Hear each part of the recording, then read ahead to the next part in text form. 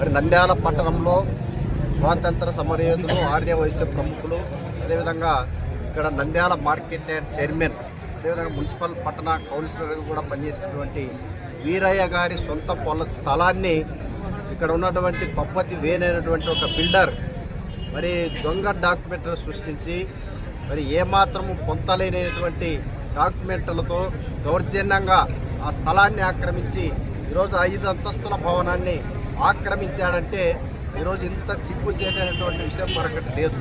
మరి ఇలాంటి పప్పతి వేణు చేస్తున్నటువంటి అక్రమాల పైన గత 3 రోజులుగా భారత కమ్యూనిస్ట్ పార్టీ జిల్లా నాయకత్వం ప్రజల దృష్టికి తీసుకొచ్చింది, ప్రభుత్వ దృష్టికి తీసుకొని వచ్చింది.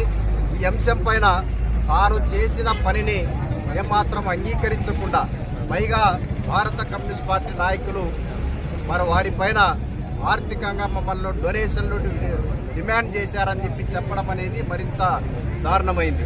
ఈ సందర్భంగా మేము సవాల్ చేస్తూ ఉన్నాం పప్పతి వేణిని.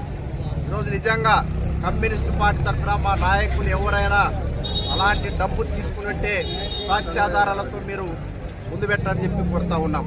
మేము సాక్ష్యాధారాలతో నువ్వు చేసినటువంటి అక్రమాలను మా పార్టీ నాయకత్వంలో మేము సాక్ష్యాధారాలతో బహిరంగంగా మేము సవాల్ చేస్తూ ఉన్నాం.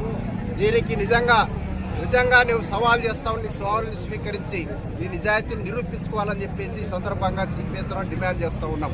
ఇట్లాంటి అమాం బాపత్తు విధవలకి ఇక్కడ సాక్షాత్తు ఈ నంద్యాల ప్రాంతంలో ఒక సీనియర్ మంత్రిగా, సీనియర్ క్యాబినెట్లో మంత్రిగా ఉన్నటువంటి ఎన్ఎండి ఫరూక్ గారే వేణుకి ఈరోజు సపోర్ట్ చేస్తున్నటువంటి విషయాన్ని ఈరోజు ప్రజలందరూ కూడా గమనిస్తూ ఉన్నారు. మేము ఈ సందర్భంగా మరి ఫరూక్ గారికి మేము కోరుతా ఉన్నాం, రాజకీయాల్లో నువ్వు కొన్ని విలువలతో నువ్వు రాజకీయాల్లో ఎదిగావు. ఇలాంటి అధికారాన్ని వచ్చిన తర్వాత బెల్లం చుట్టూ ఈగల మాదిరి పబ్బతి వేణు లాంటి వాళ్ళు నీ చుట్టూ చేరుతారు. వారు చేసేటువంటి అక్రమాల ద్వారా నువ్వు ఆ రకంగా లాభపడాలని చెప్పి నువ్వు ప్రయత్నం చేస్తే నీ రాజకీయ సమాధి అవుతుందని చెప్పేసి సందర్భంగా మేము హెచ్చరిస్తూ ఉన్నాం.